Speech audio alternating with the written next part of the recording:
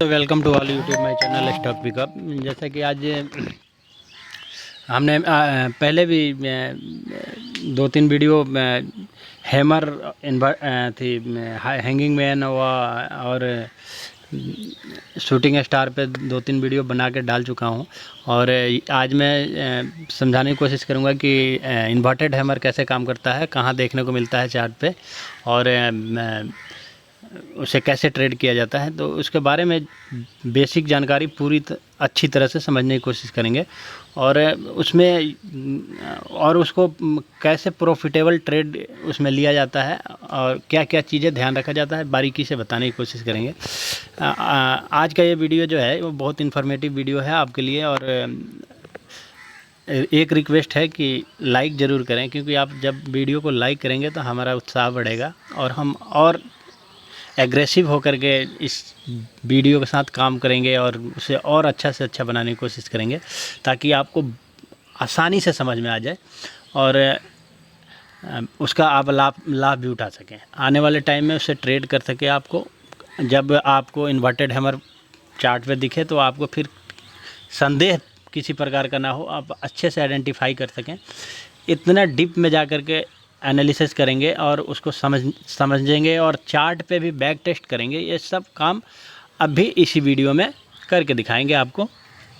तो आपसे रिक्वेस्ट है कि चैनल को लाइक करें, सब्सक्राइब ज़रूर करें, क्योंकि सब्सक्राइब करेंगे तो हम बेसिक जितना नॉलेज है हम इस चैनल पे हम आपको अपलोड करते रहेंगे वीडियो बना करके, और आपको हर बार सीखने को कुछ नया ज़रूर मिलेगा।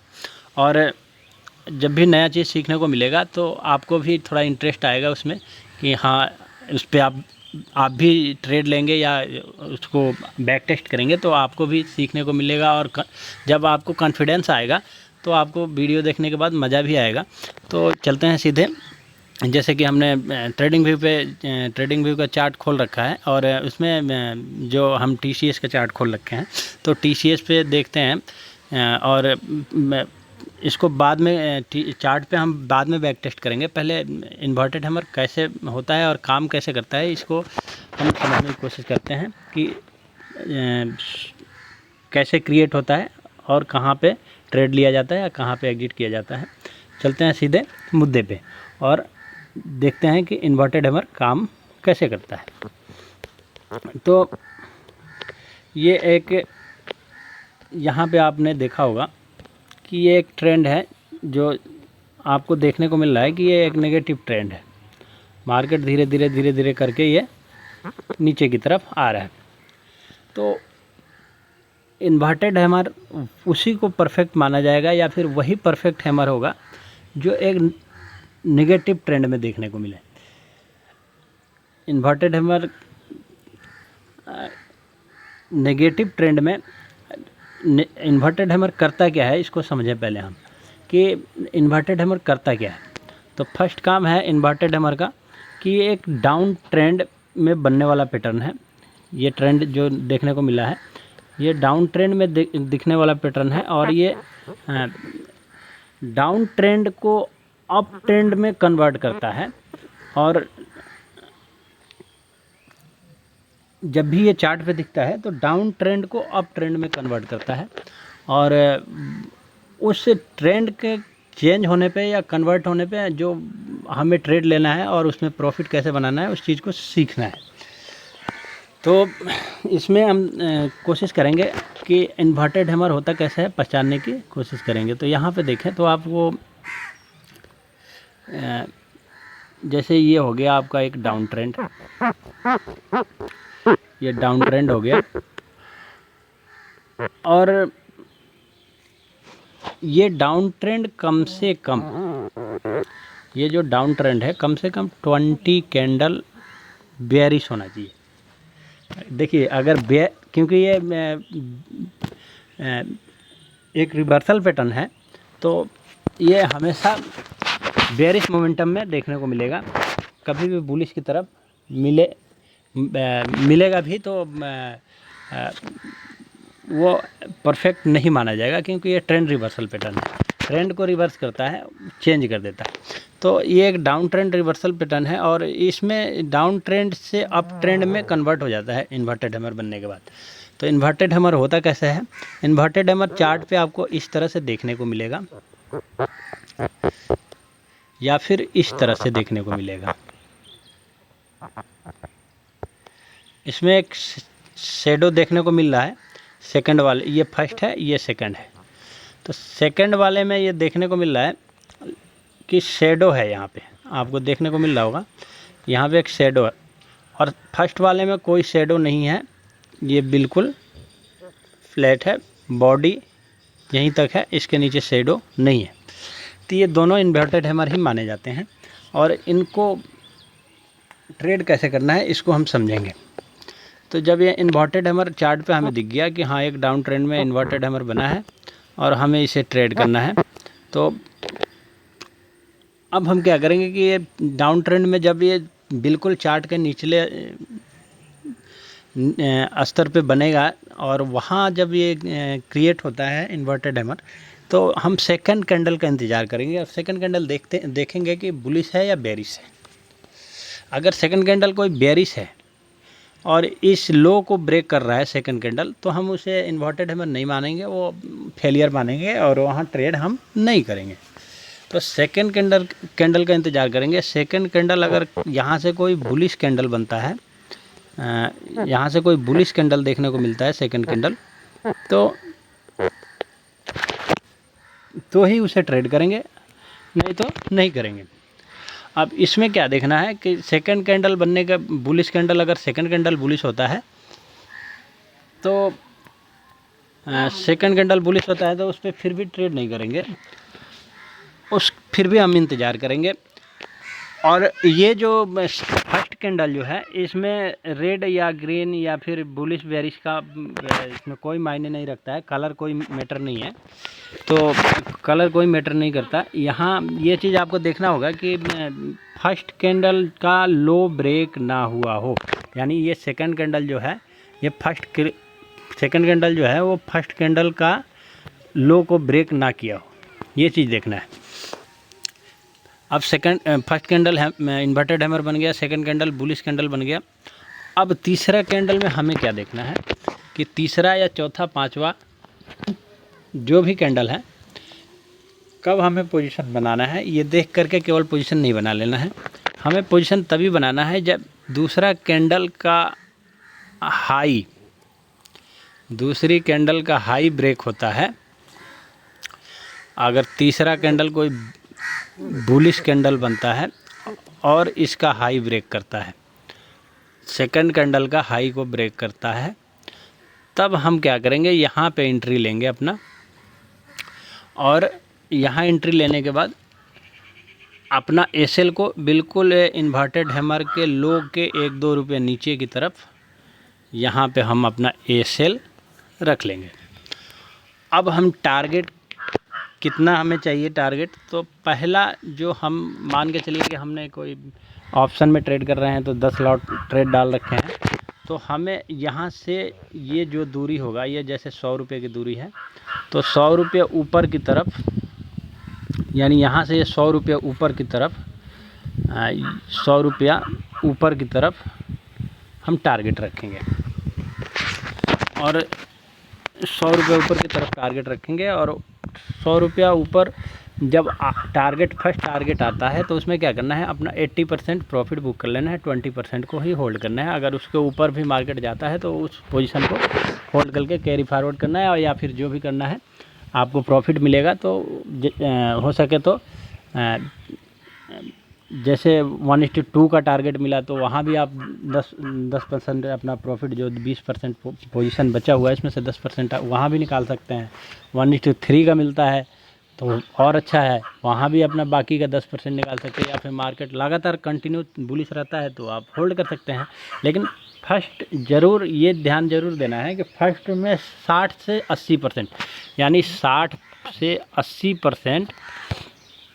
से 80% प्रॉफिट आपको फर्स्ट टारगेट आते ही, यहाँ पे अगर 100 रुपये नीचे की तरफ आपने एसएल है और यहाँ बनाए हो, तो यहाँ से 100 रुपये की ये दूरी बन रहा है, तो 100 रुपये ऊपर की तरफ आते ही अपना फर्स्ट टारगेट पे 60% से 80% अपना प्रॉफिट बुक कर लेना है। ठीक, अब क्या करना है कि आपको ये क्लियर हो गया कि ये डाउन ट्रेंड में बनता है, डाउन ट्रेंड को अप ट्रेंड में कन्वर्ट करने वाला पैटर्न है। और बनता कैसे है ये भी देख लिए। बनने के बाद सेकंड कैंडल का इंतज़ार करना है जो कि बुलिश कैंडल हो। थर्ड कैंडल जब सेकंड कैंडल का हाई को ब्रेक करेगा तब हम उसमें पोजीशन बनाएंगे। और पोजीशन बनाने के बाद जो एंट्री पॉइंट से एसएल की जो दूरी है ठीक उतना ही फर्स्ट टारगेट लेंगे, जो कि हमारा वहाँ 60 से 80% अपना प्रॉफिट बुक कर लेंगे। और उसके बाद का इंतज़ार करेंगे। अगर 1:2 का देगा तो ठीक है, 3 का दिया तब भी ठीक है। अपना धीरे धीरे प्रॉफिट बुक करते चलेंगे ऊपर की तरफ। अब इसको हमें क्या करना है कि आकर के एक बार बनता है कि हमें बैक टेस्ट करना है, कि बैक टेस्ट करना है कि भाई मैं चार्ट पे ये रियल में किस तरह से दिखता है। जैसे कि अभी तो हमने बता दिया कि इन्वर्टेड हैमर इस प्रकार का बनता है चार्ट पे, और चार्ट के निचले पौधान पे बनता है। और ये एक ट्रेंड रिवर्सल पैटर्न है, इसका लो ब्रेक नहीं होना चाहिए तभी ये इन्वर्टेड हैमर माना जाएगा। दूसरा कैंडल बुलिश कैंडल होना चाहिए, और तीसरी कैंडल या चौथी कैंडल या पांचवी कैंडल इसके हाई को ब्रेक करेगा सेकंड कैंडल का, तो हम यहाँ पे पोजीशन बनाएंगे और इसका लो के 2 रुपया 4 रुपया नीचे एसएल डालेंगे और 1:1 का टारगेट लेंगे और वहाँ 60 से 80% प्रॉफिट बुक कर लेंगे। अब इस चार्ट को हमें, इस पैटर्न को हमें चार्ट पे ढूंढना है, और चार्ट पे ढूंढ करके उसको हमें बैक टेस्ट करना है। इसलिए ताकि आप बैक टेस्ट करेंगे और चार्ट पे देख लेंगे, हम एक बार आइडेंटिफाई करके उसे बताएंगे आपको, ताकि आप जब हम उसे आइडेंटिफाई करके बताएंगे तो उससे क्या होगा कि आप भी एक बार, ऐसा है कि वीडियो देखने के बाद आप लगातार प्रैक्टिस करना और चार्ट पे देखना, समझना, बैक टेस्ट करना और तब जा कर के ट्रेड करना, ऐसे नहीं करना है। और देखते हैं कि इन्वर्टेड हैमर टीसीएस के चार्ट में हालांकि ये इन्वर्टेड हैमर जो है ये चार्ट पे बहुत दिखता कम है, ये बहुत कम पैटर्न ये देखने को मिलता है चार्ट पे। तो हालांकि है ये बहुत कारगर, 80% 50 से 90% तक का इसका एक्यूरेसी है। और वहाँ से जब भी ये देखने को मिलेगा तो 80 से 90% चांस होगा कि ये मार्केट को ऊपर की तरफ लेकर जाएगा। तो हम एक बार टीसीएस के चार्ट खोल रखे हैं और उस पर हम बैक टेस्ट करने के लिए चेक कर रहे हैं कि हमें इन्वर्टेड हैमर चार्ट पे मिले और उसे हम आइडेंटिफाई करके आपको अच्छा से समझा सकें। तो ये चीज़ देखना है कि इसमें और एक चीज़ और देखने वाली ये चीज़ है कि इन्वर्टेड हैमर हमेशा जब भी चार्ट पे दिखता है तो ये चीज़ देखना है कि कहीं सपोर्ट के पास मिले, कोई सपोर्ट के पास अगर इन्वर्टेड हैमर मिलता है तो और ज़्यादा वो कारगर होगा। देखिए यहाँ पे देखेंगे आप,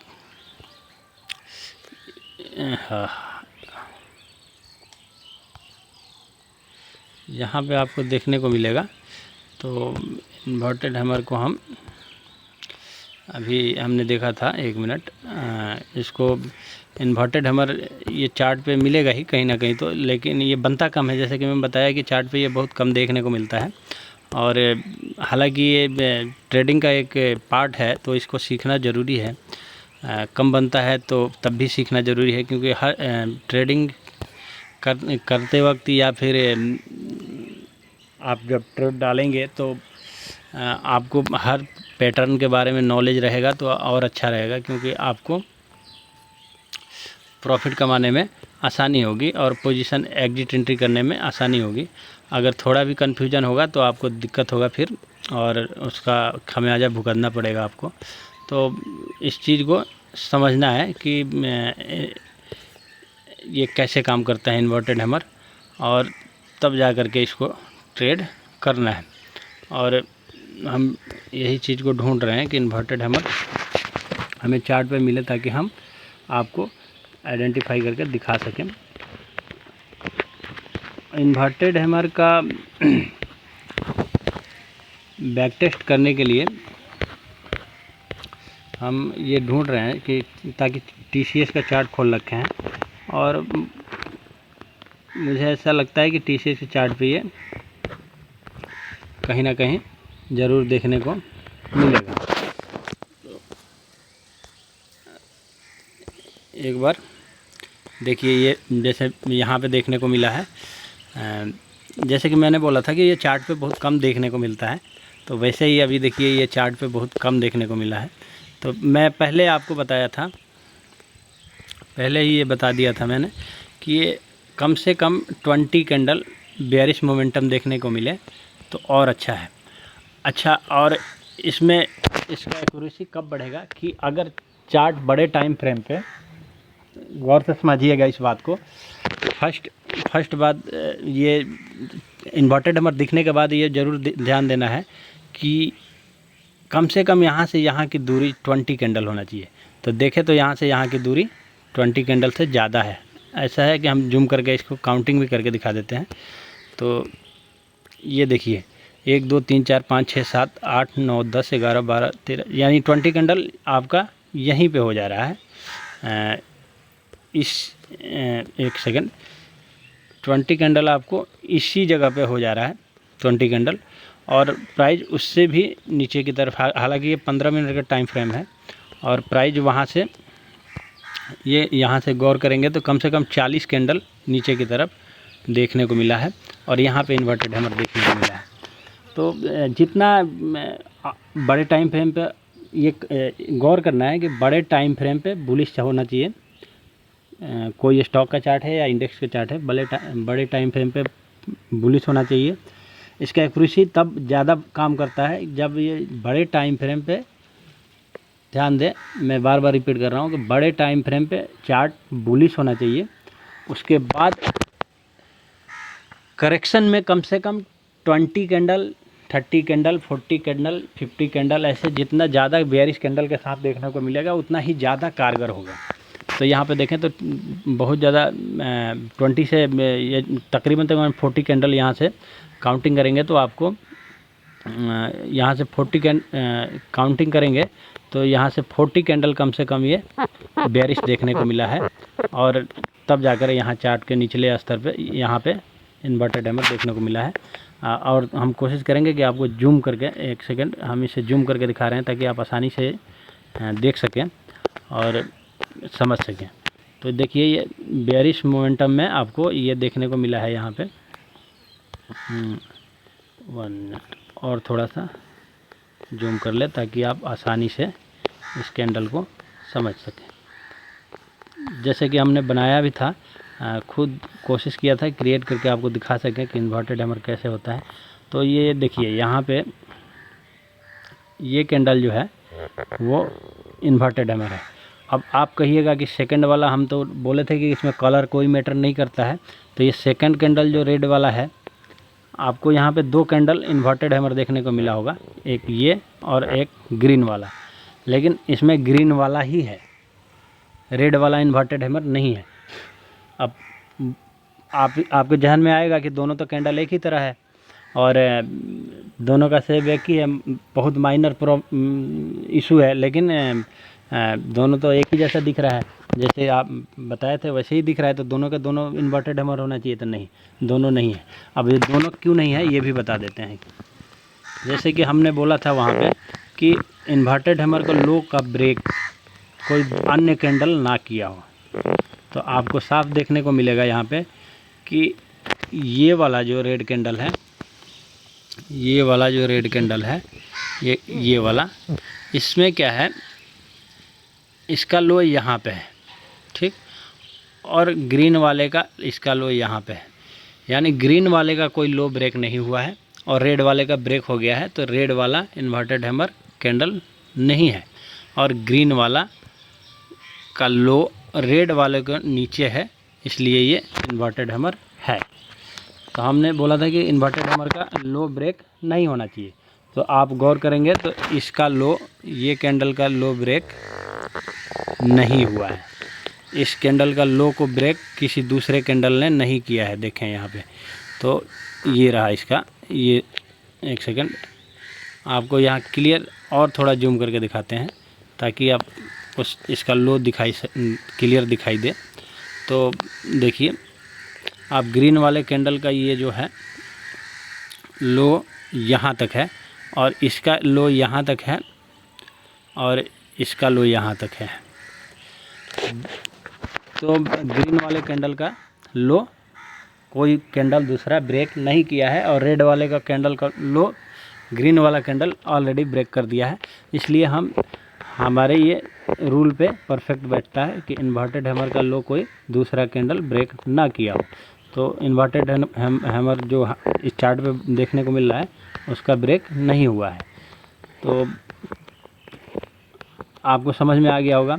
और जैसा कि हमने बोला था कि दूसरा कैंडल बुलिश कैंडल होना चाहिए। तो आप ये देख सकते हैं, आप ये क्लियर देख सकते हैं कि इस कैंडल का लो ब्रेक नहीं हुआ है, दूसरा कैंडल हमें बुलिश देखने को मिला है और तीसरा कैंडल जब इस बुलिश कैंडल का हाई को ब्रेक करेगा तब हम पोजीशन बनाएंगे। तो ये भी कैंडल ब्रेक नहीं कर पाया है, यहाँ पे ये ग्रीन वाला कैंडल ब्रेक किया है और एसएल हम इसके लो के नीचे रखेंगे। तो ये हमारा एंट्री पॉइंट होगा। फर्स्ट वाला लाइन जो है वो एंट्री पॉइंट है, सेकंड वाला जो लाइन है ये एसएल है। तो अब यहाँ से यहाँ की जो दूरी है तो गौर करेंगे कि ये 3562-63 का लो लगा रखा है इन्वर्टेड हैमर। तो वहाँ से देखें तो 3575 का, यानी ये 10-15 रुपये का एसएल बन रहा है इसमें। और टारगेट आप देखेंगे तो 1:2, 3, 4 का भी दिया होगा। तो हम एक बार टारगेट की तरफ इसको चेक करने की कोशिश करते हैं कि ऊपर कहाँ तक गया है। तो यहाँ पे एक बार मिनिमाइज कर देते हैं ताकि आपको समझ में आ जाए। देखें यहाँ पे ये रहा, जो ये हमारा इन्वर्टेड हैमर था और यहाँ से तेज़ी कंटिन्यू रहा है और देखें तो मार्केट यहाँ से बहुत ऊपर की तरफ निकल चुका है। तो इन्वर्टेड हैमर का आपने कारनामे देख लिए, इन्वर्टेड हैमर होता कैसा है और इसका लो ब्रेक नहीं होना चाहिए। सेकंड कैंडल बुलिश होना चाहिए। थर्ड कैंडल जब सेकंड कैंडल को हाई को ब्रेक करेगा पोजीशन बनाएंगे, हैमर के नीचे 1-2 रुपये नीचे हम एसएल रखेंगे और इस पोजीशन को कैरी फॉरवर्ड करेंगे कहाँ तक, इससे इसकी जो दूरी है, जो एसएल से एंट्री पॉइंट की दूरी है उतना ही हम फर्स्ट टारगेट रखेंगे यानी यहाँ पे, और सेकंड टारगेट हम ठीक इतना ही दूरी पे रखेंगे। तो या जो भी प्राइस बन रहा हो, ये जैसे मान के चलिए ये 10 रुपया है इसका डिफरेंस, तो हम 10 रुपये फर्स्ट टारगेट पे अपना 70 से 80% प्रॉफिट बुक कर लेंगे। 60, 70, 80% जो भी आपको प्रॉफिट बुक करना है, लेकिन 60% कम से कम प्रॉफिट बुक कर लेना है। तो आपको फर्स्ट पे 60% प्रॉफिट बुक कर लेना है। 60% प्रॉफिट बुक करने के बाद सेकंड टारगेट के लिए आप वहाँ पे 20% फिर बुक कर लेना है। उसके बाद धीरे धीरे जैसे जैसे टारगेट देखने को मिलता है, जितना मोमेंटम देखने को मिलता है, आप उसी तरह से ट्रेड को होल्ड कर सकते हैं एसएल ट्रेल करके। हम एसएल ट्रेल कैसे किया जाता है उसके लिए वीडियो एक बना करके क्रिएट करके डालेंगे। और मेरा उम्मीद है कि आप अच्छे से समझ गए होंगे इन्वर्टेड हैमर कैसे काम करता है, चार्ट पे कैसे दिखता है, उसे ट्रेड कैसे किया जाता है, पोजीशन कब बनाए जाते हैं, एसएल कहाँ रखा जाता है और इससे प्रॉफिट कैसे कमाया जा सकता है। वीडियो अच्छा लगे तो लाइक करें, सब्सक्राइब करें, शेयर करें। जय हिंद, वंदे मातरम।